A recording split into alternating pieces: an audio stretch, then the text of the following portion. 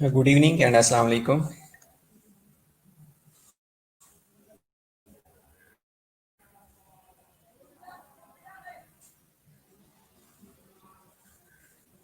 कैसे हैं आप लोग? बाकी लोग कहाँ पे हैं? ऑनलाइन क्यों नहीं हो रहे? बाकी को बता दें कि मेरा लेक्चर्स है और आज हमने इन्फ्लेमेशन और सेलुलर रिस्पॉन्स के बारे में डिस्कस करना है। काइंडली ऑनलाइन हो जाएं।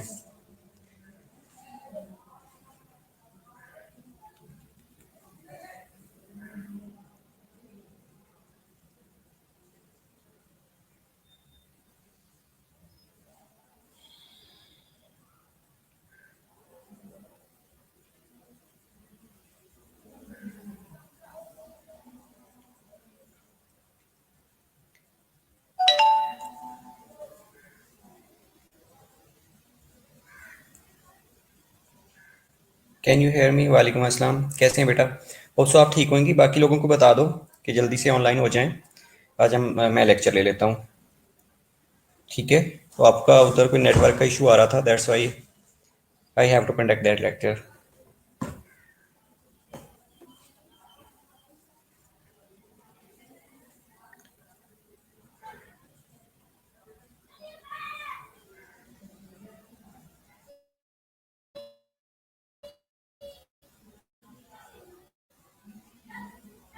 कि लोगों को बेटा बता दो कि ऑनलाइन हो जाएं जल्दी से, क्योंकि मोस्ट 10 मिनट्स पास हो चुके हैं। सो दैट कि आज हम कुछ नया नया पढ़ते हैं। लास्ट लास्ट लेक्चर में हमने होम्योस्टेसिस के बारे में डिस्कस किया था। होम्योस्टेसिस क्या थी वो भी हम डिस्कस कर लेते हैं। अगेन उसका एक छोटा सा रिव्यू ले लेंगे। उसके बाद हम इन्फ्लेमेशन और सेलुलर रिस्पॉन्स के बारे में डिस्कस कर लेते हैं कि सेलुलर रिस्पॉन्स क्या है, इन्फ्लेमेशन बेसिकली क्या चीज़ है। तो ये सारी चीज़ों को वन बाय वन हम डिस्कस कर लेते हैं। ओके।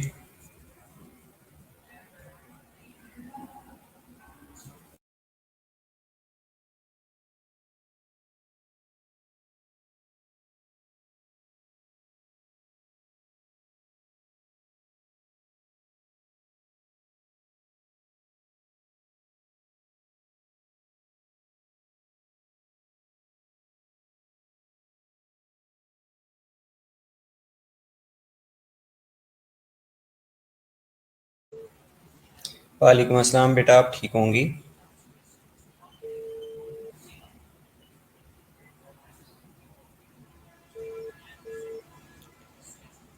ओके। हमने होम्योस्टेसिस के बारे में डिस्कस किया था लास्ट लेक्चर में। जब तक बाकी ऑनलाइन नहीं होते हम होम्योस्टेसिस के बारे में थोड़ा सा डिस्कस कर लेते हैं। क्या ख्याल है? Okay. So what is homeostasis?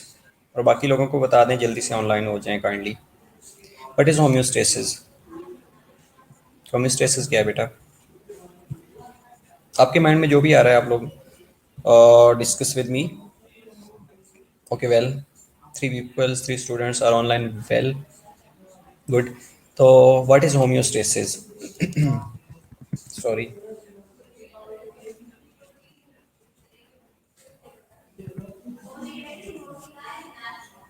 Homeostasis क्या है?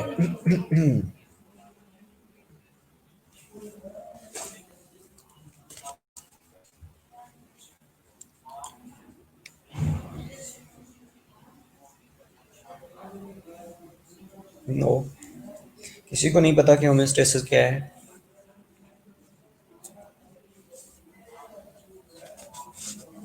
आप लोगों को मेरी आवाज आ रही है?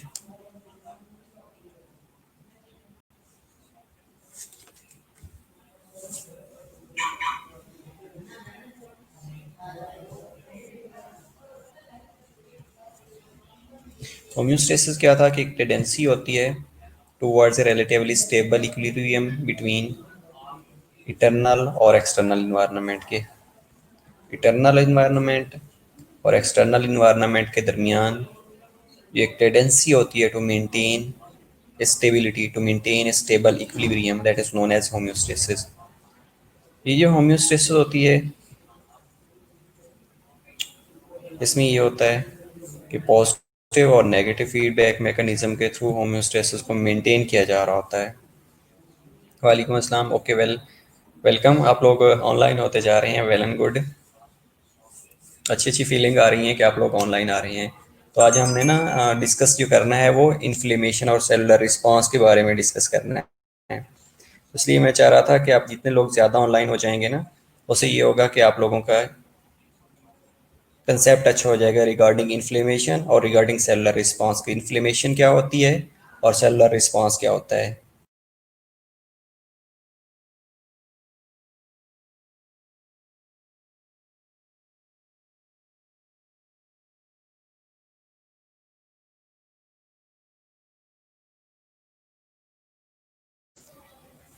ओके, तो इक्विलिब्रियम आपने डिफाइन किया है कि body equilibrium state eight which the symptoms will be normal. Okay, तो ये सिस्टम्स होते हैं बॉडी के जो इक्विलिब्रियम को मेंटेन कर रहे होते हैं, जिन सिस्टम के बारे में हमने कल डिस्कस किया था। पहला सिस्टम वाज कि जो फास्ट रिकवरी ला रहा होता है, that system is known as autonomic nervous system.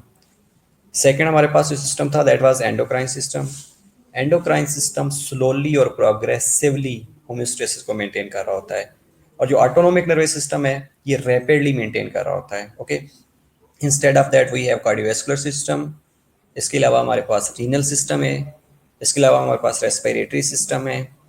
ठीक है, तो ये सारे सिस्टम मिल के इन्होंने बॉडी का एक स्टेबल इन्वायरमेंट मेंटेन करना होता है, एक इक्विलिब्रियम की कंडीशन मेंटेन करनी होती है, उसको कहा था हमने homeostasis. That was maintained by two processes. One was positive feedback mechanism and other was negative feedback mechanism. तो पॉजिटिव फीडबैक मैकेनिज्म में हमने ये कहा था कि जितना ज़्यादा स्टिमुलस होएगा उतना ज़्यादा रिस्पॉन्स होएगा, जिसमें हमने एक ऑक्सीटोसिन की एग्जाम्पल कोट की थी, राइट। और दूसरा हमने जो एग्जांपल ली थी नेगेटिव फीडबैक मैकेनिज्म की, उसमें हमने ये कहा था कि बॉडी का टेम्परेचर कंट्रोल हो रहा होता है। होम्योस्टेटिक जो नेगेटिव फीडबैक मैकेनिज्म होता है जिसके थ्रू बॉडी का टेम्परेचर मेंटेन हो रहा होता है, वो भी एग्जांपल हमने ली थी कि जब भी कोई डेविएशन होती है टेम्परेचर के अंदर, तो मेनली या बॉडी के अंदर कोई भी डेविएशन होती है तो तीन चीज़ें ज़रूरी होती हैं। वन वाज डिटेक्टर या स्टिमुलाई। दूसरा हमने कहा था कंट्रोल सेंटर होता है, and third one was effector. ठीक है, तो कोई भी इंफॉर्मेशन जो बॉडी के अंदर इम्बैलेंस की कंडीशन प्रोड्यूस करती हैं, या कोई भी वेरिएबल जो बॉडी के अंदर इम्बैलेंस की कंडीशन प्रोड्यूस करती हैं, that is detected, that changes are detected by the receptor. और वो रिसेप्टर्स क्या करते हैं, कंट्रोल सेंटर को बता रहे होते हैं, और control centre is our hypothalamus. उसके बाद प्रोसेस होता है कंट्रोल सेंटर के बाद, कंट्रोल सेंटर से आउटपुट इंफॉर्मेशन सेंड होती हैं along different pathway to the effector. अब इफेक्टर क्या करता है, उसको अकॉर्डिंगली रिस्पॉन्ड कर रहा होता है उस फीडबैक को, और जो मैग्नीट्यूड ऑफ स्टिमुलस होता है, ये return of variable to homeostasis को कंपाइल कर रहा होता है, ताकि एक होम्योस्टेसिस मैकेनिज्म को मेंटेन किया जा सके। जिसमें हमने बॉडी के टेम्परेचर की एग्जांपल ली थी कि सपोज अगर बॉडी का टेम्परेचर जो कि 37 डिग्री सेंटीग्रेड है। ओके, और एक हम लास्ट लेक्चर को रिव्यू कर रहे हैं बेटा होम्योस्टेसिस को। बस ये एक नेगेटिव फीडबैक मैकेनिज्म करने के बाद हम अपने लेक्चर की तरफ मूव करते हैं। ओके, तो जो बॉडी का टेम्परेचर है ये नॉर्मली 37 डिग्री सेंटीग्रेड है। इसके अंदर कोई भी फ्लैक्चुएशन आती है बॉडी का टेम्परेचर काम लेस होता है, फॉल्स करता है, तो उस कंडीशन को हाइपोथर्मिया कहा जाता है, राइट। तो हाइपोथर्मिया जैसे ही होएगा तो उसमें हमने बॉडी के अंदर जितनी भी हीट होती है उसको कंजर्व करना होता है ताकि बॉडी के टेम्परेचर को नॉर्मलाइज किया जा सके। अब जैसे ही बॉडी का टेम्परेचर फॉल करेगा तो ब्लड वेसल ये डिटेक्ट होएगा, डिटेक्ट होने के बाद ये ऑटोनोमिक नर्वस सिस्टम तक मैसेज कन्वे होएगा, ब्रेन तक मैसेज कन्वे होएगा, और उसके रिजल्ट में इफेक्ट क्या होएगा कि ब्लड वेसल का डायमीटर कम होना शुरू हो जाएगा, वेजो कंस्ट्रिक्शन होना शुरू हो जाएगी। वेजो कंस्ट्रिक्शन के रिजल्ट में जो हीट है वो कंजर्व होना शुरू हो जाएगी। इसके अलावा स्वेट ग्लैंड्स जो कि सेक्रीशंस दे रहे होते हैं वो सेक्रीशन इनिबिट हो जाएगी। मसल के अंदर शिवरिंग होना शुरू हो जाएगी, contraction of muscle involuntary start हो जाती है, क्योंकि मसल्स के अंदर जितनी इनवॉलंटरी कंट्रैक्शन होती है उसके रिजल्ट में हीट जनरेशन हो रही होती है, इससे बॉडी वार्म अप होती है। ओके, तो अगेन इसके साथ बिहेवियरल चेंजेस भी आती हैं। आप गर्म कपड़े लेना शुरू कर देते हैं, इंस्टेड ऑफ दैट आप आग के सामने बैठ जाते हैं, हीटर ऑन कर लेते हैं, तो दीज आर बिहेवियरल चेंजेस। तो इस तरह आप वो जो बॉडी का टेम्परेचर होता है उसको नॉर्मली मेंटेन कर लिया जाता है, right. Okay, other thing is that कि when the body temperature rises तो उसके रिजल्ट में क्या होता है कि जो ब्लड वेसल्स हैं उनके अंदर डायलिटेशन होना शुरू हो जाती है, ब्लड वेसल डायलेट कर जाती हैं, इसके रिजल्ट में हीट लॉस ज़्यादा होना शुरू हो जाती है in the process of convection, in the process of condensation, process of radiation, in the process of evaporation. तो जो फ्लूइड है वो इवेपोरेट करना शुरू कर देता है, उससे बॉडी की जो हीट है वो लॉस्ट होना शुरू हो जाती है और बॉडी का टेम्परेचर नॉर्मल होना शुरू हो जाता है। Well, now move towards our lectures के इन्फ्लेमेशन और cellular response. What is inflammation? आपको क्या लगता है कि इन्फ्लेमेशन क्या है? इन्फ्लेमेशन है बेसिकली एक टिश्यू रिस्पांस टू इंजरी है। अब ये रिस्पांस किस तरह का आता है? ये एक्यूट रिस्पांस हो सकता है, इमीडिएट रिस्पांस हो सकता है, ट्रांजिएंट रिस्पांस हो सकता है, ठीक है। ये तीन तरह से रिस्पांस शो हो रहा होता है, ओके।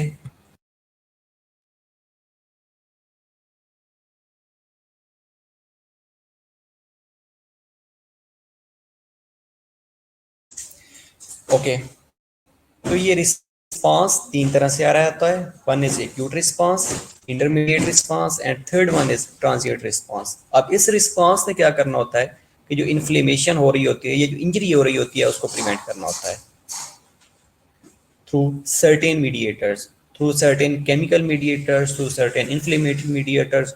तो इसके रिजल्ट में केमिकल मीडिएटर्स रिलीज हो रहे होते हैं। इसके अलावा जो बॉडी के अंदर न्यूट्रोफिल्स होते हैं, जो बॉडी के अंदर WBCs होते हैं, जो बॉडी के अंदर प्लेटलेट्स होते हैं, ये अपना रोल प्ले कर रहे होते हैं ताकि जो हीलिंग है, जो प्रोसेस ऑफ हीलिंग है, उसको रूल आउट किया जा सके। तो inflammation can be defined as the body's और a tissue response to an injury is known as inflammation. It is a protective response. Definitely अगर कहीं पे भी कोई इन्फ्लेमेशन होती है तो ये क्या होता है कि प्रोटेक्शन हमें प्रोवाइड किया जा रहा होता है, प्रोटेक्टिव रिस्पॉन्स आ रहा होता है। नॉन स्पेसिफिक होता है, लोकलाइज इम्यून रिएक्शन होता है of the organism which tries to localise the pathogen agent. अब किसी भी एरिया के अंदर जैसे ही पैथोजन इंटर होता है या एंटीजन इंटर होता है तो उसके अगेंस्ट एंटीबॉडीज प्रोड्यूस होना शुरू हो जाती हैं। अब वो एंटीबॉडीज कैसे प्रोड्यूस होती हैं, उसमें भी जो WBCs हैं ये रोल प्ले कर रहे हैं। WBCs में अगर टी लिम्फोसाइट्स और बी लिम्फोसाइट्स लिए जाएं, जो टी लिम्फोसाइट्स होते हैं ये सेल मीडिएटेड इम्यूनिटी प्रोवाइड कर रहे होते हैं, और जो बी लिम्फोसाइट्स होते हैं ये एंटीबॉडी मीडिएटेड इम्यूनिटी प्रोवाइड कर रहे होते हैं। अब जो टी लिम्फोसाइट्स होते हैं ये जैसे ही कोई एंटीजन या पैथोजन इंटर होता है, इम्यून रिएक्शन स्टार्ट होना शुरू हो जाता है, और ये जो टी लिम्फोसाइट्स होते हैं ये डायरेक्ट किलिंग कर देते हैं उस पैथोजन की, एंटीजन की। दूसरी कंडीशन में ये होता है कि जो बी लिम्फोसाइट्स हैं, बी लिम्फोसाइट्स क्या करते हैं कि ये एंटीबॉडीज को सिक्रीट करते हैं। अब एंटीबॉडीज उस एंटीजन के साथ अटैच होती हैं, एंटीजन एंटीबॉडी कम्प्लेक्स बनता है। जैसे ही एंटीजन एंटीबॉडी कम्प्लेक्स बनता है तो अगेन ये सर्कुलेशन में मूव करने के बाद इसकी भी इनगल्फिंग हो जाती है, इसको भी डिग्रेड कर दिया जाता है। और इसके अलावा it is a consist in vascular metabolic cellular changes triggered by entering of pathogen agent in the healthy tissue of the body. इसके अलावा मेटाबॉलिक चेंजेस आना शुरू हो जाती हैं। अब सपोज एक एग्जांपल ले लेते हैं यहाँ पे, आप लोगों ने मोस्टली सुना होगा कि वैक्सीनेशन करवा दी जाती है, तो डू यू थिंक कि vaccination is a protective mechanism? Definitely yes. अब उसमें क्या होता है कि उसमें भी आप एंटीजन को इंजेक्ट कर रहे होते हैं, चाहे वो लाइव एटीन्यूटेड हो, चाहे वो डेड हो, चाहे वो पार्शली लाइव हो। तो उसमें क्या है कि आप एक एंटीजन इंट्रोड्यूस कर रहे होते हैं बॉडी के अंदर। अब जैसे ही बॉडी के अंदर इंट्रोड्यूस करते हैं तो उसका एक रिएक्शन प्रोसीड हो रहा होता है, एक प्रोटेक्टिव रिस्पांस आ रहा होता है, दैट इज नाउ स्पेसिफिक। अब उसमें भी अगेन कि एंटीबॉडीज प्रोड्यूस हो चुकी होती हैं, और वो एंटीबॉडीज क्या करती हैं कि जो फर्दर इन्फेक्शन होना होता है कर रही होती हैं। तो उसके अंदर वेसल्स के अंदर चेंजेस आ रही होती हैं, मेटाबॉलिक चेंजेस आना शुरू हो जाती हैं, सेलुलर चेंजेस आती हैं कि सेल उस जगह पे मूव करना शुरू कर देते हैं। सेल के अंदर और वेसल्स के अंदर जो चेंजेस आती हैं ये हम डिस्कस कर लेते हैं। वेसल्स के अंदर क्या चेंजेस आती हैं, पहले वेजो कंस्ट्रिक्शन होना शुरू हो जाती है, बाद में वेजो डायलेशन होती है। सेलुलर के अंदर क्या होता है कि सबसे पहले एक्टिवेशन होती है, उसके बाद मार्जिनेशन होती है, रोलिंग होती है, एडिशन होती है, उसके बाद फेगोसाइटोसिस कर देते हैं। जैसे ही कोई पैथोजन इंटर होता है हेल्दी टिश्यू के अंदर तो ये चेंजेस वेसल्स के अंदर और सेल्स के अंदर आ रही होती हैं। ओके, तो अब हम डिस्कस करते हैं कि एडवांटेजेस और डिसएडवांटेजेस ऑफ एक्यूट इन्फ्लेमेशन क्या हो सकते हैं। क्या जो हम ले रहे हैं, हम कह रहे हैं कि प्रोटेक्टिव मैकेनिज्म है। इन्फ्लेमेशन को हमने डिफाइन किया है कि ये ना स्पेसिफिक होता है और प्रोटेक्टिव रिस्पांस होता है, प्रोटेक्टिव मैकेनिज्म होता है। तो क्या ये वाकई प्रोटेक्टिव रिस्पांस होता है? तो इसका एडवांटेजेस में यही है कि इसने फर्दर इंजरी से प्रिवेंट करना होता है। इसके अलावा कोई भी माइक्रो ऑर्गेनिज्म जो बॉडी के अंदर इन्वेड कर रहा होता है, बॉडी के अंदर इंड्यूस हो रहा होता है, उसको इसने डिस्ट्रॉय करना होता है, इधर थ्रू ट्रैक्ट किलिंग, इधर through by generating antibodies. Antibodies generate करके किल कर रहा है तो भी ठीक है, या डायरेक्ट किलिंग कर रहा है लाइक फेगोसाइटोसिस कर रहा है तो भी ठीक है। इसके अलावा बॉडी के अंदर certain cells are present like natural killer cells पड़े होते हैं, साइटोटॉक्सिक सेल्स पड़े होते हैं, टी सप्रेसर सेल पड़े होते हैं, मेमोरी सेल पड़े होते हैं, और सर्कुलेटिंग न्यूट्रोफिल्स, बेजोफिल्स, ये सारे सेल्स मूव कर रहे होते हैं। अब इन्होंने क्या करना होता है, कोई भी माइक्रो ऑर्गेनिज्म जो कि इन्वेड करता है बॉडी के अंदर तो उसको इन्होंने किल करना होता है, डिस्ट्रॉय करना होता है। इसके अलावा इनएक्टिवेट टॉक्सिन्स, अगर कोई भी टॉक्सिन रिलीज होते हैं, बैक्टीरिया लाइक बैक्टीरिया के अंदर है तो उसने टॉक्सिन रिलीज कर दिए हैं, या सर्टेन अदर कंडीशंस हैं जिसमें टॉक्सिन रिलीज हो रहे होते हैं, तो इन टॉक्सिन्स को भी इनएक्टिवेट करना होता है, राइट। इसके अलावा और क्या कर सकते हैं कि अचीव हीलिंग एंड रिपेयर, और इन्फ्लेमेशन से जो हीलिंग है वो जल्दी से जल्दी हो जाती है, हीलिंग में भी हेल्प आउट कर रहे होती हैं।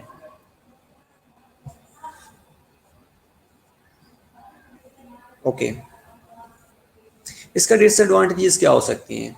इसके अलावा हम ये कह रहे थे कि जो इन्फ्लेमेशन है इसके एडवांटेजेस होते हैं, लेकिन अगर ब्रेन की इन्फ्लेमेशन हो गई है तो वो एडवांटेजेस में नहीं आएगी। लाइक इंसेफेलाइटिस हो गया है, वो एडवांटेजेस में नहीं आएगी, ब्रेन डैमेज होना शुरू हो जाएगा। इसके अलावा कहीं पे बॉडी के अंदर इन्फ्लेमेटरी प्रोसेस स्टार्ट होता है, फीवर होना शुरू हो जाता है, दैट इज प्रोटेक्टिव मैकेनिज्म। लेकिन ब्रेन की इन्फ्लेमेशन हो गई है तो ये एडवांटेजेस नहीं है, ये डिसएडवांटेजेस के अंदर आ जाती है, पोटेंशियली हार्मफुल हो सकती है like swelling of the brain, encephalitis, और ये क्या करती है, लीड टू डेथ। तो वी कैन से कि inflammation has advantages as well as disadvantages. Advantages क्या है कि आपको फर्दर इन्फेक्शन से प्रिवेंट करता है, डिसएडवांटेजेस क्या है कि अगर ब्रेन की इन्फ्लेमेशन हो गई है that will lead to death, right. Okay, तो टाइप्स ऑफ इन्फ्लेमेशन के बारे में डिस्कस करते हैं कि जो टाइप ऑफ इन्फ्लेमेशन होती है इसके अंदर एक्यूट इन्फ्लेमेशन होती है और क्रोनिक इन्फ्लेमेशन होती है। अब जो एक्यूट इन्फ्लेमेशन है उसमें क्या होता है, एक्यूट इन्फ्लेमेशन में rapid response to an injurious antigen that serve to deliver mediators of the host defence. Acute inflammation के अंदर सेकेंड टू मिनट और मिनट टू आवर्स के अंदर है, कोई भी एंटीजन जा रहा है, कोई भी पैथोजन जा रहा है, उसकी डिस्ट्रक्शन हो जाती है। और जो क्रोनिक इन्फ्लेमेशन होती है ये प्रोलॉन्ग्ड पीरियड के लिए होती है, जो कि मोर देन 6 मंथ ले रही होती है।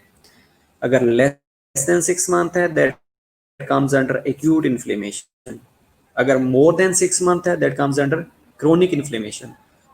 Okay, voice error. बेटा वॉइस एरर क्या आ रहा है? क्या आवाज सही नहीं आ रही? बेटा अपना पेज रिफ्रेश करें जरा। Locally okay, right. Well okay, हम बात कर रहे थे एक्यूट और क्रोनिक इन्फ्लेमेशन के बारे में। तो एक्यूट इन्फ्लेमेशन में ये बता रहा था कि with in second, second two minutes और मिनट्स टू आवर्स के अंदर रिजॉल्व हो जाती है।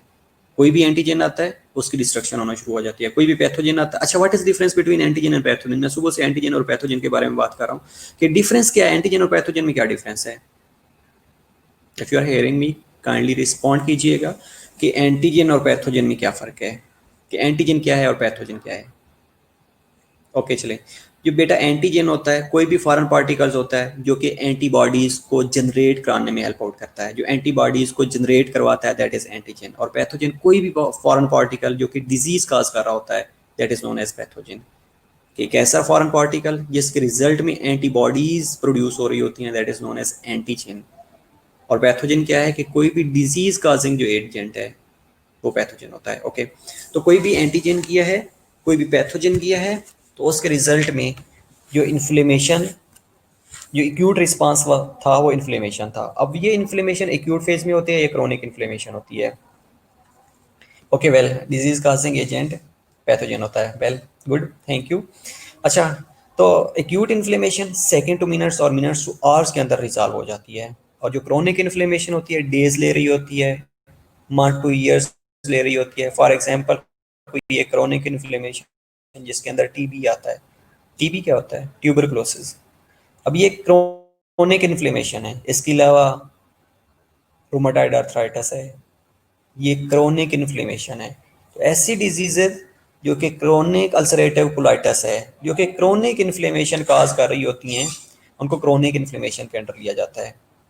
अब एक्यूट इन्फ्लेमेशन में क्या होता है कि rapid response to an injurious agent, वो एजेंट जिसने इंजरी काज करनी होती है उसके अगेंस्ट एक रैपिड रिस्पांस आ रहा होता है जो कि मीडिएट होस्ट डिफेंस को डिलीट हो रहे होते हैं, जिसके अंदर ल्यूकोसाइट्स हैं, प्लाज्मा प्रोटीन्स हैं, साइट ऑफ आना शुरू हो जाती हैं।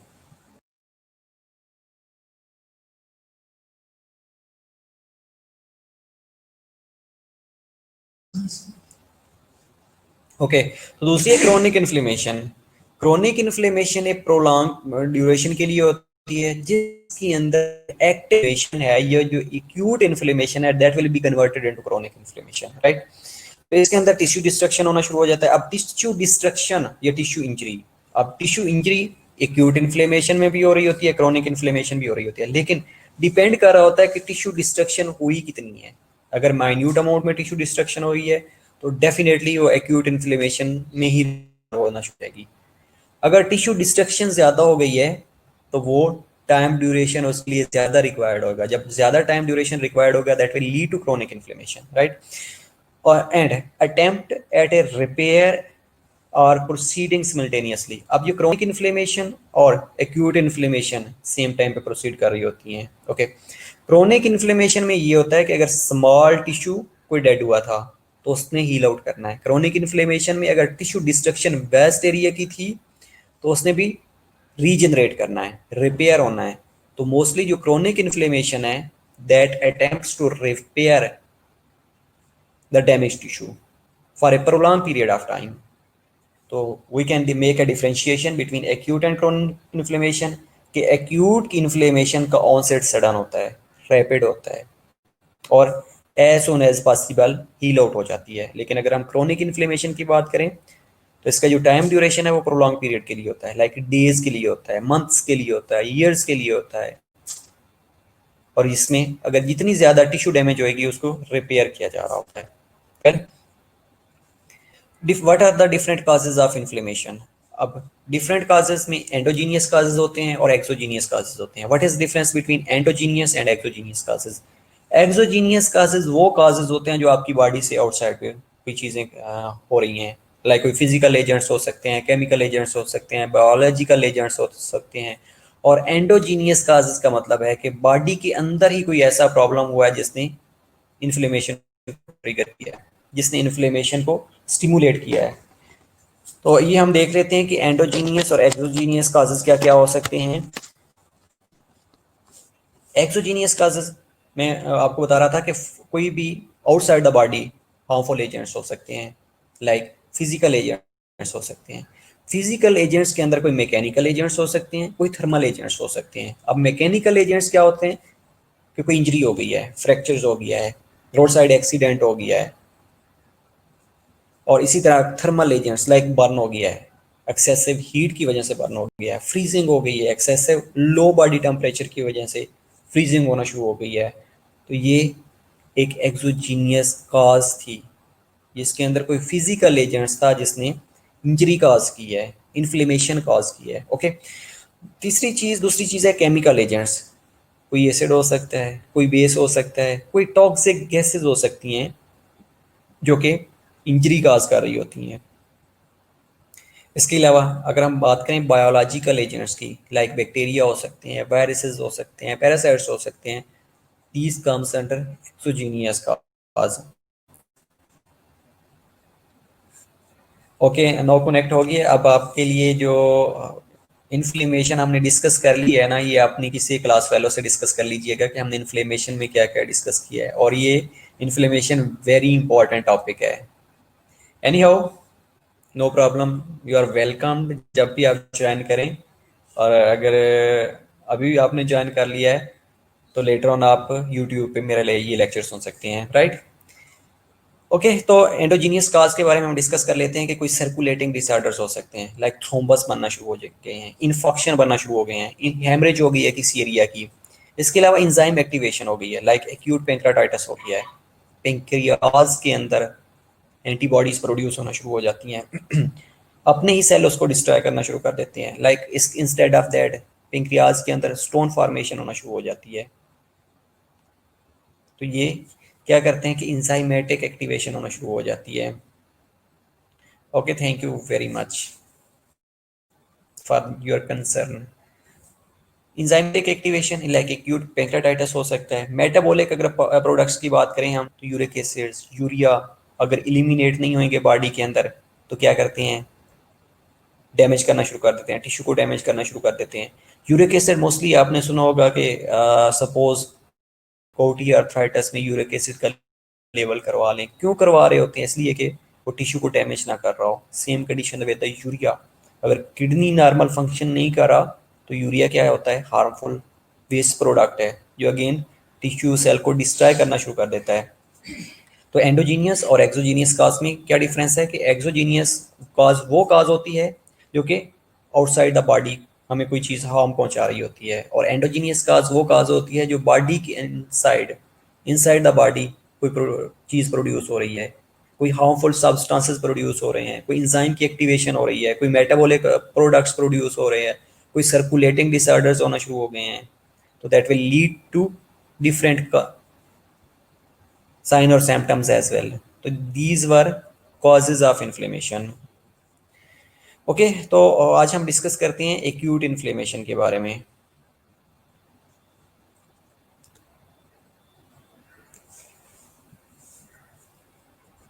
ओके, तो एक्यूट इन्फ्लेमेशन के बारे में हम डिस्कस करते हैं। इसमें आप लोगों ने मोस्टली सुना होगा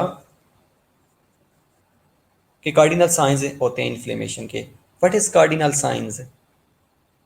कार्डिनल साइंस क्या होते हैं?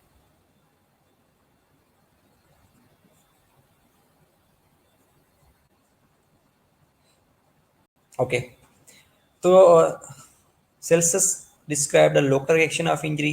ये इसने डिस्क्राइब किया था कि लोकल इन्फ्लेमेशन ऑफ इंजरी, जो ये रिएक्शन हो रहा होता है वो हमें कैसे पता चल रही होती है, वो कार्डिनल साइंस ऑफ इन्फ्लेमेशन से पता चल रहा होता है। पहली चीज़ साइंस क्या होता है, रेडनेस होती है उस एरिया के अंदर।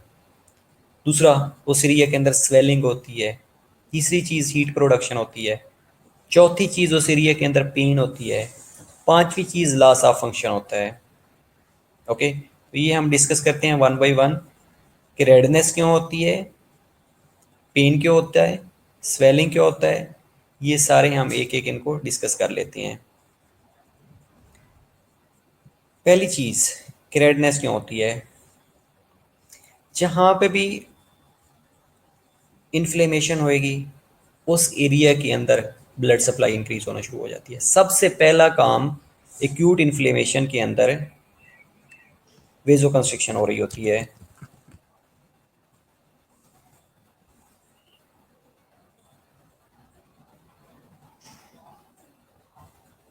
उस वेजो कंस्ट्रिक्शन के रिजल्ट में उस एरिया के अंदर जो ब्लड सप्लाई है वो इंक्रीज होना शुरू हो जाती है। अब जैसे ही उस एरिया के अंदर ब्लड सप्लाई इंक्रीज होएगी तो वहाँ पे ऑलरेडी वेस्कुलर परमिबिलिटी बढ़ चुकी होती है। वेस्कुलर परमिबिलिटी क्यों बढ़ती है? वहाँ पे केमिकल मीडिएटर्स रिलीज हो चुके होते हैं। जैसे ही वो केमिकल मीडिएटर्स रिलीज होते हैं तो वो क्या करते हैं, जैसे ही केमिकल मीडिएटर्स रिलीज होते हैं तो वो वेस्कुलर परमिबिलिटी को बढ़ा देते हैं। अब इसके अलावा जैसे वेस्कुलर परमिबिलिटी बढ़ती है तो जो फ्लूइड था वो एक एडीमा की फॉर्म में बन अकमुलेट होना शुरू होता है, एक्सुडेशन होती है। और जैसे ही एक्सुडेशन होगी तो वहाँ पे सेंसरी नर्व एंडिंग्स पड़ी होती हैं। अब वो सेंसरी नर्व एंडिंग्स उसको डिटेक्ट करती हैं। डिटेक्ट करने के रिजल्ट में पेन होना शुरू हो जाता है। ओके, तो इसके अंदर मेनली जो एक्यूट इन्फ्लेमेशन होती है, टू फेजेस होती हैं। One is vascular phase followed by cellular phase. ये भी हम डिस्कस करेंगे कि इन फेजेस के अंदर हो क्या रहा होता है। इसके अलावा हम साइन और सिम्टम्स के बारे में भी डिस्कस कर लेते हैं कि इनके साइन और सिम्टम्स क्या क्या हो सकते हैं। तो अगर हम बात कर रहे हैं इन्फ्लेमेशन की, तो इसमें हमने ये देखना है कि चेंजेस क्या क्या आ रही होती हैं। लाइक जो साइंस होते हैं जिनके अंदर हमने रेडनेस के बारे में डिस्कस किया है, वाज एक साइंस टेस्ट।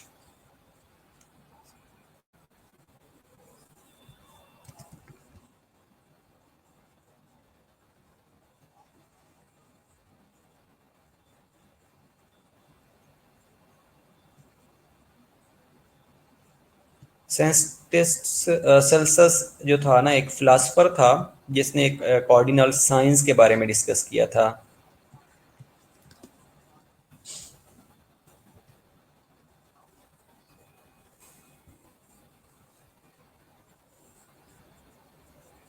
और इसने इंस्टेड ऑफ दैट इसने ये भी कहा था कि जो फीवर होता है ये कैसे हो रहा होता है, ये जो कार्डिनल साइंस होते हैं ये बेसिकली फीवर को इंड्यूस करवा रहे होते हैं। ऐसे हमें पता चल रहा होता है कि उस बंदे की बॉडी के अंदर कोई इन्फ्लेमेटरी मैकेनिज्म चल रहा है।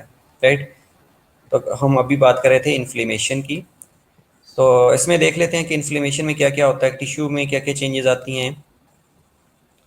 और डिफरेंट काजेज़ के बारे में हमने डिस्कस कर लिया कि पहले। इसके अलावा जो common cause other than endogenous और एक्सोजीनियस काज हो सकती हैं, उनके अंदर क्या क्या हो सकता है। लाइक कोई इन्फेक्शन हो सकता है, कोई हाइपर सेंसिटिविटी रिएक्शन हो सकता है। इंस्टेड ऑफ दैट कोई टिश्यू नेक्रोसिस हो सकती है। लाइक केमिकल एजेंट्स या फिजिकल एजेंट्स के बारे में हमने डिस्कस पहले कर लिया है। तो ये क्या करती हैं कि इसके रिजल्ट में एक्यूट इन्फ्लेमेशन के प्रोसेस के दौरान ये 5 cardinal signs are present. One is redness, swelling, pain, heat and loss of function. अब इसके अंदर अगर कोई टिश्यू डैमेज हुआ है तो पहला जो काम होता है ब्लड फ्लो चेंजेस आती हैं फ्यू सेकंड्स के अंदर। जो इंजरी होती है, जिस साइड की इंजरी हुई होती है उसके अंदर ट्रांजिएंट वेजो कंस्ट्रिक्शन ऑफ आर्टरियोल्स होना शुरू हो जाती है। उसके बाद वेजो डायलेशन ऑफ आर्टरियोल्स होती है और कैपिलरीज के अंदर वेजो डायलेशन होना शुरू हो जाती है। इसके रिजल्ट में जो blood flow to that tissue है दैट विल बी इंक्रीज्ड। और ये जैसे ही ब्लड फ्लो इंक्रीज करेगा तो ये causing the sign of rubor and calor. तो उसके रिजल्ट में रेडनेस और हीट जनरेट होना शुरू हो जाएगी। राइट, अगेन बेटा बता देता हूँ कि ब्लड फ्लो के अंदर चेंजेस क्या आएंगी कि फ्यू सेकंड्स के अंदर साइट ऑफ इंजरी के ऊपर transmit vasoconstriction of arterioles होएगी, following with vasodilation of arterioles and capillaries. और उसके रिजल्ट में उस एरिया के अंदर ब्लड फ्लो इंक्रीज हो जाएगा। अब जैसे ही उस एरिया के अंदर ब्लड फ्लो इंक्रीज होएगा तो that will lead to a sign of rubor and calor. Right, इसके अलावा उस एरिया के अंदर permeability of blood vessel will be increased, जिसके रिजल्ट में इन्फ्लेमेटरी एक्सोडेशन होना शुरू हो जाएगी। प्रोटीन रिच फ्लूइड टिश्यू के अंदर अकमुलेट होना शुरू हो जाएगा। अब जैसे ही वो टिश्यू के अंदर फ्लूइड अकमुलेट होएगा तो उसके रिजल्ट में जो टिश्यू है वो आपको स्वेल नजर आएगी।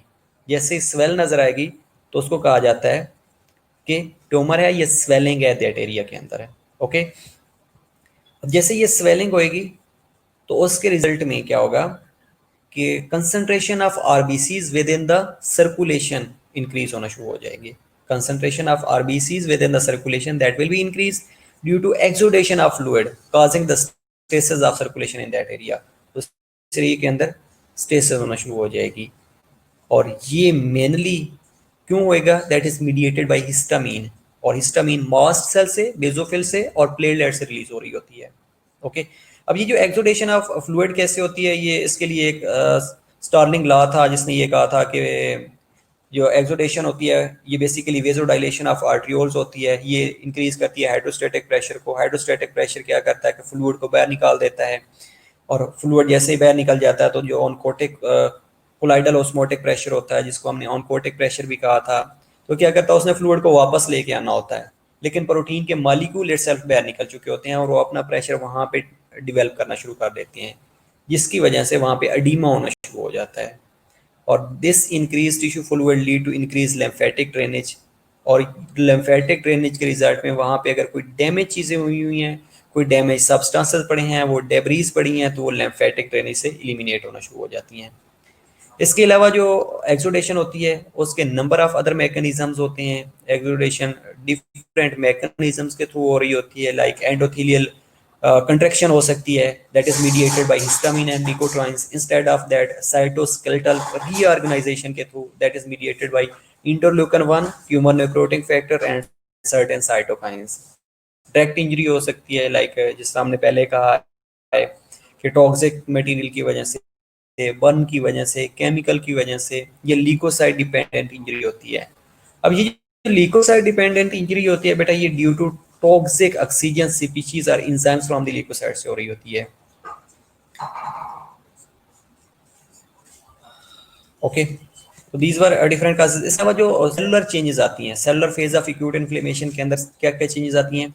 जैसे ही इन्फ्लेमेशन स्टार्ट होती है तो जो इम्यून सेल्स, स्पेशली जो न्यूट्रोफिल्स होते हैं, ये क्या करते हैं? Stress of circulation allows the neutrophil to line up along the endothelial near the site of injury. इसको कहा जाता है मार्जिनेशन, कि न्यूट्रोफिल्स क्या करते हैं कि जो सर्कुलेशन के मिड में मूव करना शुरू कर देते हैं और नियर द इंजरी साइट आ जाते हैं, इसको कहा जाता है मार्जिनेशन। उसके बाद ये एंडोथेलियल के साथ स्टिक होना शुरू हो जाती हैं। Following rolling they stick more widely to the endothelium, जिसको अडियन कहा जाता है। इसमें ये होता है कि एक जाके न्यूट्रोफिल अटैच होता है, उसको अडियन कहा जाता है। उसके बाद उसके ऊपर अगेन और ज़्यादा न्यूट्रोफिल अकमुलेट होना शुरू हो जाते हैं। उसके बाद ये फाइनली जो न्यूट्रोफिल्स होते हैं ये इमिग्रेट करते हैं थ्रू दी ब्लड वेसल्स, और उसके बाद न्यूट्रोफिल ब्लड वेसल को लीव करते हैं through the relaxation of inter endothelial cell junctions. उसके बाद जो वेस्कुलर बेसमेंट होती है उसकी डाइजेशन कर देते हैं। इसके अलावा जो न्यूट्रोफिल्स होते हैं डैमेज एरिया को कीमोटॉक्सिस के थ्रू मूव कर रहे होते हैं। एक मूवमेंट होती है जिसके अंदर कीमो अट्रैक्टेंट्स रिलीज होते हैं, और वो कीमो अट्रैक्टेंट्स क्या करते हैं कि अपनी तरफ जो न्यूट्रोफिल्स होते हैं उनको अट्रैक्ट कर रहे होते हैं, और जैसे ही वो न्यूट्रोफिल्स मूव करते हैं through that damage area, that process is known as chemotaxis. और न्यूट्रोफिल्स क्या करते हैं वहाँ पे जाके उस पैथोजेन की फेगोसाइटोसिस कर देते हैं, और जो सेल डेब्रीज होती हैं उनको रिमूव कर देते हैं, जो कि एक फैसिलिटेटेड बाई ऑप्सोनेंस। ऑप्सोनेंस के रिजल्ट में रिमूव होना शुरू हो जाती हैं चीज़ें। तो ये था इन्फ्लेमेशन के बारे में, एक्यूट इन्फ्लेमेशन के बारे में, जिसमें हमने ये कहा है कि acute inflammation cardinal science show हो रहे होते हैं, उनमें क्या क्या होते हैं।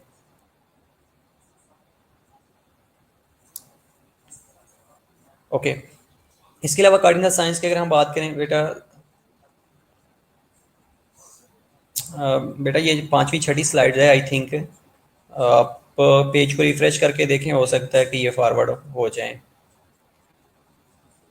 ओके, तो कार्डिनल साइंस का एक्यूट इन्फ्लेमेशन में increase blood flow due to vascular dilatation followed by vasoconstriction that gives redness and heat. जो मैंने पहले डिस्कस किया है, ये शॉर्ट फॉर्म में यहाँ पे है मेंशन किया हुआ है। Increase vascular permeability gives oedema causing tissue swelling. अब जैसे वेस्कुलर परमेबिलिटी बढ़ेगी, इन्फ्लेमेटरी मीडिएटर्स रिलीज होते हैं जो कि जो वेस्कुलर परमेबिलिटी को बढ़ा देते हैं। जैसे ही वेस्कुलर परमेबिलिटी बढ़ेगी तो उसके रिजल्ट में वहाँ पे फ्लूइड अकमुलेट होना शुरू हो जाएगा, और वो फ्लूइड टिश्यू स्वेलिंग काज करेगा। अब जैसे ही टिश्यू स्वेलिंग होएगी तो वहाँ पे सेंसिटिव नर्व एंडिंग्स पड़ी होती हैं। जैसे ही वो नर्व एंडिंग्स फ्लूइड एकमुलेट होएगा तो वो नर्व एंडिंग्स एक्टिवेट होना शुरू हो जाती हैं, और वो नर्व एंडिंग जैसे ही एक्टिवेट होएंगी तो इस एरिया के अंदर पेन की कंडीशन प्रोड्यूस होना शुरू हो जाती है। तो certain chemical mediators stimulate sensory nerve endings, give pain. Nerves also stimulated by stretching from the edema. Definitely जब edema होएगा तो उसके रिजल्ट में जो नर्व्स हैं वो स्ट्रेचनेस उनके अंदर आएगी, स्ट्रेच होएंगी तो ये पेनफुल सेंसेशन काज करना शुरू कर देंगे।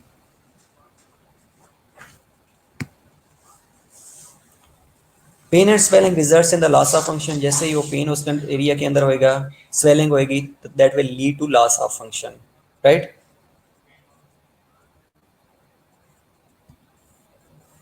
ये कार्डिनल साइंस हैं जिसके अंदर एक इन्फ्लेम्ड एरिया दिखाया गया है, इसके अंदर रेडनेस भी दिखाई गई है, स्वेलिंग भी दिखाई गई है, उसके बाद उस एरिया के अंदर पेन भी होती है। लाइक ये थंब के ऊपर अगर देखेंगे तो एक छोटा सा ब्लिस्टर बना हुआ है।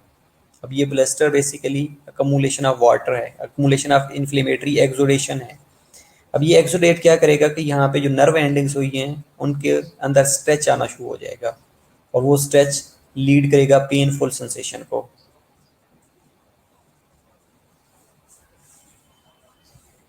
Okay, chemical mediators of inflammation क्या क्या हो सकते हैं? केमिकल मीडिएटर्स क्या क्या हो सकते हैं? लाइक वेजोएक्टिव अमाइंस हो सकते हैं, हिस्टामीन हो सकती है, सेरोटोनिन हो सकती है, या 5-हाइड्रोक्सीट्रिप्टामीन हो सकती हैं। इसके अलावा अगर हम बात करें प्लाज्मा की, तो प्लाज्मा प्रोटीएजेस होते हैं और कंप्लीमेंट सिस्टम होता है जिसके अंदर एक्टिवेशन ऑफ हेगमन फैक्टर होना शुरू हो जाती है। अर्चिडानिक एसिड मेटाबोलाइट्स होते हैं जिनमें प्रोस्टाग्लैंडन्स आते हैं, ल्यूकोट्राइन्स आते हैं और लिपोक्सिन्स आते हैं। इसके अलावा साइटोकाइंस आते हैं जिनके अंदर इंटरल्यूकन 1, 6 ट्यूमर नेक्रोटिंग फैक्टर्स या कीमोकाइंस आ रहे होते हैं। Nitric oxide and oxygen derived free radicals also are the mediators of inflammation. Okay, तो ये एक अगर लोकल और सिस्टेमिक केमिकल मीडिएटर्स हैं, इनके अंदर अगर देखें तो जो लोकल मीडिएटर्स होते हैं इनके अंदर perform mediators in the secretory glands. Mediators में हिस्टामीन है, सेरोटोनिन है और लाइजोसोम्स हैं। और सोर्स क्या है? इनके रिलीज कहाँ से हो रहे होते हैं? मास्ट सेल से रिलीज हो रहे होते हैं, बेसोफिल रिलीज कर रहे होते हैं, प्लेटलेट्स रिलीज कर रहे होते हैं। इंस्टेड ऑफ दैट न्यूट्रोफिल और माइक्रोफेजेस ही रिलीज कर रहे होती हैं। न्यूली सिंथेसाइज्ड की अगर हम बात करें तो इसके अंदर prostaglandins, leukotriene, platelet activating factors, activated oxygen species, nitric oxide और साइटोकाइंस, ये मीडिएटर्स रिलीज हो रहे होते हैं। उनका सोर्स क्या है कि all leukocytes, platelets, macrophages, lymphocytes, ये सारी जो हैं ये इनको सिक्रीट आउट करवा रहे होते हैं, मीडिएटर्स प्रोवाइड कर रहे होते हैं। अगर हम सिस्टेमिक की बात करें तो इनके अंदर प्लाज्मा से रिलीज हो रहे होते हैं। मेनली जो इसका सोर्स है वो लीवर है। यहाँ पे हमने सेलुलर की बात की है, सेल मेन सोर्स है। सिस्टेमिक के अंदर जिसके अंदर फैक्टर्स, हेगमन फैक्टर्स की हमने बात की है। बेटा ये मेरा ख्याल है मुश्किल नहीं है, बहुत इजी है। आप सिर्फ histamine, serotonin, prostaglandins, interleukin 1, interleukin 6, cytokines और निट्रिक ऑक्साइड याद कर लेंगे, इजी रहेगा। और इनका मेनली जो सोर्स होता है बेसोफिल होते हैं, प्लेटलेट्स होते हैं, मास्ट सेल्स होते हैं, न्यूट्रोफिल और माइक्रोफेजेस। फिंगर टिप पे याद हो जाएगा, कोई मुश्किल नहीं है।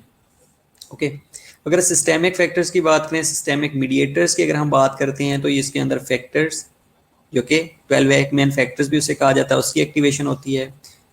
काइनेन सिस्टम ब्रेडिकाइनिन को एक्टिवेट कर रहे होते हैं, कोगुलेशन या फिब्रिनोलाइसिस सिस्टम को एक्टिवेट करना शुरू कर देते हैं। इसके अलावा जो कंप्लीमेंट सिस्टम की एक्टिवेशन है उसके अंदर C3A है, C5A है, एनाफ्लेक्सिस के तौर पे भी एक्टिवेशन होना शुरू हो जाती है, या C5B9 ये मेम्ब्रेन अटैक कम्प्लेक्स बना रहा होता है। ओके, तो ये वो मीडिएटर्स होते हैं जो लोकली रिलीज हो रहे होते हैं और जो सिस्टेमिकली रिलीज हो रहे होते हैं, जिन्होंने इन्फ्लेमेशन को रिलीज करना होता है, इन्फ्लेमेशन को ख़त्म करना होता है, ये इन्फ्लेमेटरी प्रोसेस को ट्रिगर करना होता है ताकि जल्दी से जल्दी इन्फ्लेमेशन को रिजॉल्व किया जा सके, मजीद टिश्यू को डैमेज होने से प्रिवेंट किया जा सके। वेल ये इसका इफेक्ट क्या होता है? इफेक्ट ऑफ केमिकल मीडिएटर्स क्या होता है? वेजोडाइलेशन होता है पहला इफेक्ट, जिसमें प्रोस्टाग्लैंडिन वेसोडाइलेशन काज करवा रहा होता है। दूसरे में इंक्रीज वेस्कुलर परमिबिलिटी होती है, उस इंक्रीज वेस्कुलर परमिबिलिटी के अंदर अगेन हिस्टामिन रोल प्ले कर रही होती है, सेरोटोनिन रोल प्ले कर रहा होता है, C3, 5A, C5A, bradykinins, leukotrienes, C4, D4, E4, platelets aggregating factors, ये रोल प्ले करके इन्होंने वेस्कुलर परमिबिलिटी को बढ़ा देना होता है। इसके अलावा कीमोटैक्सिस होती है, ल्यूकोसाइट्स एक्टिवेशन होती है, ल्यूकोसाइट्स के अंदर मेनली लिकोट्राइन्स इन्वॉल्व होते हैं, कीमोकाइंस इन्वॉल्व होते हैं। इसके अलावा C5A इन्वॉल्व हो रखते हैं। अगर फीवर हो जाता है सपोज कि अगर प्रोस्टाग्लैंडिन रिलीज होना शुरू हो जाता है जिसके अंदर इंटरल्यूकन 1 है, इंटरल्यूकन 6 है, ट्यूमर नेक्रोटिक फैक्टर्स है या प्रोस्टाग्लैंडिन है, अब ये जाके थर्मोस्टेट को चेंज कर देते हैं, बॉडी का जो सेट पॉइंट होता है टेम्परेचर का उसको चेंज कर देते हैं, तो उसके रिजल्ट में फीवर होना शुरू हो जाता है। तो मेनली जो इंटरल्यूकन 1 है that is release from the damage tissue, तो ये जाके थर्मोस्टेट को चेंज कर देता है। थर्मोस्टेट का जो सेट पॉइंट ऑफ टेम्परेचर होता है उसको चेंज कर दिया जाता है। जैसे ही चेंज करेगा तो उस कंडीशन में फीवर होना शुरू हो जाता है, राइट। इसके अलावा जो पेनफुल सेंसेशन काज करवा रहे होते हैं मीडिएटर्स, उनके अंदर प्रोस्टाग्लैंडिन्स और ब्रेडिकाइनिन्स हैं, और जो टिश्यू डैमेज में इन्वॉल्व हो रहे होते हैं, जिनके टिश्यू डैमेज को रिजॉल्व कर रहे होते हैं, लाइक अगर उसका एरिया के अंदर सेल डेब्रीज पड़ी हैं, tumour necrotic factor, TNF stands for tumour necrotic factor.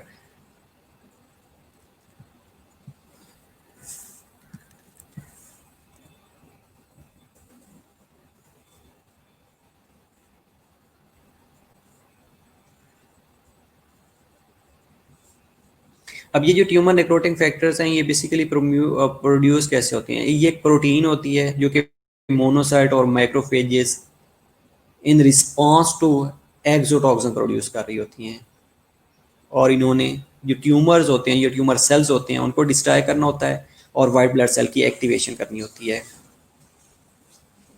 Okay, तो जो टिश्यू डैमेज जिसके अंदर न्यूट्रोफिल और माइक्रोफेजेस आती हैं, कोई भी टिश्यू डैमेज होता है, डेब्रीज बनती हैं, तो इस एरिया को क्लियर आउट करने के लिए, वॉश आउट करने के लिए न्यूट्रोफिल और माइक्रोफेजेस रोल प्ले कर रही होती हैं।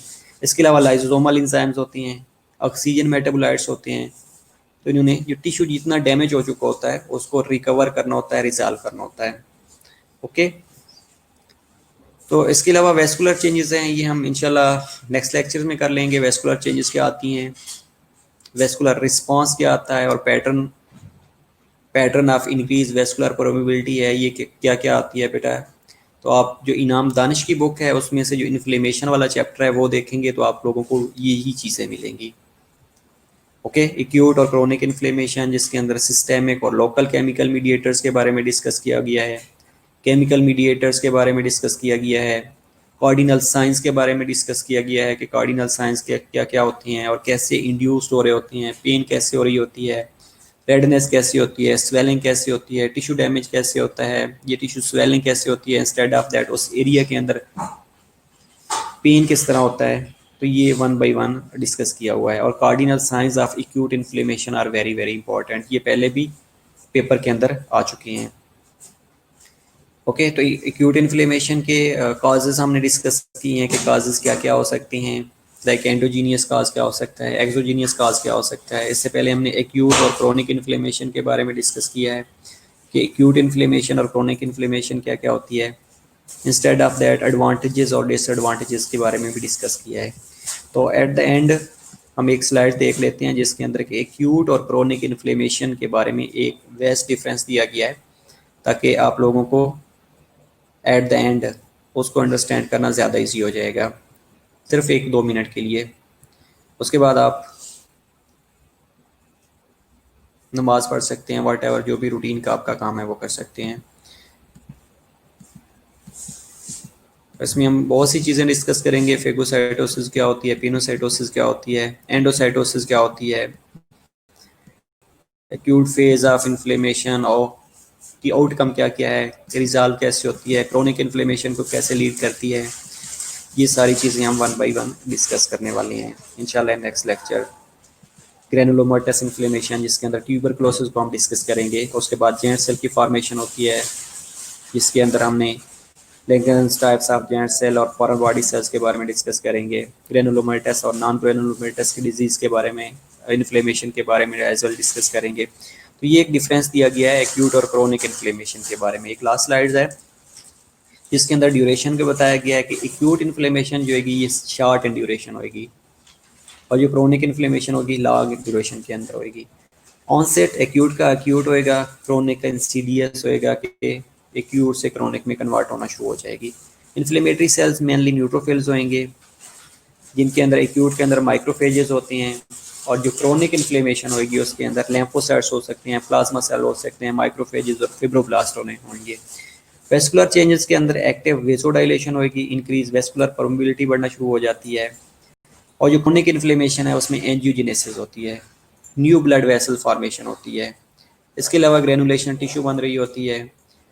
फ्लूइड एक्सुडेशन और एडीमा एक्यूट इन्फ्लेमेशन के अंदर प्रेजेंट होता है, लेकिन जो क्रोनिक इन्फ्लेमेशन होती है उसके अंदर एडीमा नहीं होता। लाइक अगर हम बात करें ट्यूबरकुलोसिस की तो उसके अंदर कोई एडीमेटस कंडीशन नहीं हो रही होती, या आर्थराइटिस की बात करें तो उसके अंदर भी कोई एडीमेटस कंडीशन नहीं हो रही होती। इसके अलावा कार्डिनल साइंस अगर हम बात करें तो जो एक्यूट इन्फ्लेमेशन होती है उसके कार्डिनल साइंस प्रेजेंट होती हैं, जिसके अंदर रेडनेस होती है, हीट होती है, पेन होती है, स्वेलिंग होती है, लॉस ऑफ फंक्शन होना शुरू हो जाता है। लेकिन जो क्रोनिक इन्फ्लेमेशन है उसमें ये प्रेजेंट है, उसमें ये नहीं होते, एब्सेंट होते हैं। फिब्रोसिस एक्यूट इन्फ्लेमेशन की नहीं होती क्योंकि जो टिश्यू डिस्ट्रक्शन होती है वो थोड़ी होती है। लेकिन अगर हम क्रोनिक इन्फ्लेमेशन की बात करें तो उसके अंदर जो टिश्यू डिस्ट्रक्शन है वो वेस्ट एरिया की हो रही होती है, तो इसलिए वहाँ पे जो फिब्रोसिस है वो प्रेजेंट होती है। सिस्टेमिक मैनिफेस्टेशन की बात करें, अगर सिस्टेमिक क्लिनिकल मैनिफेस्टेशन की बात करें तो जो एक्यूट इन्फ्लेमेशन है उसमें मेनली फीवर होता है, जिसमें हमने ये कहा कि इंटरल्यूकन 1 रिलीज हो रहा होता है और इंटरल्यूकन 1 क्या करता है, ये जाके थर्मोस्टेट के सेट टेम्परेचर को चेंज कर देता है। इसके अलावा जो क्रोनिक इन्फ्लेमेशन होगी उसमें वेट लॉस होना शुरू हो जाएगा, लीनिया होना शुरू हो जाएगा और लो ग्रोथ फैक्टर्स होने शुरू हो जाएंगे। ठीक है, that was about today lecture. बाकी ये रेफरेंसेस है, यहाँ से मैंने ये 50 ली हुई है। तो इंशाल्लाह हम बाद में इनको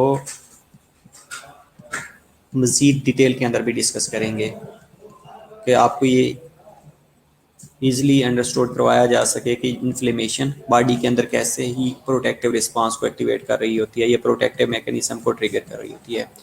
ओके, सी यू इंशाल्लाह ऑन नेक्स्ट लेक्चर। तो be ready for tomorrow test. Test online हो चुका है और आप लोग उसको जो सेट टाइम है, जो सेट टाइम है उसके अंदर आप उसको अटेम्प्ट कर सकते हैं, राइट।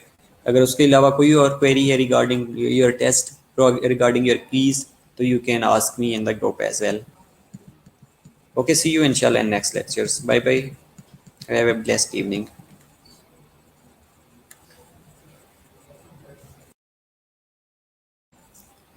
Always welcome, beta.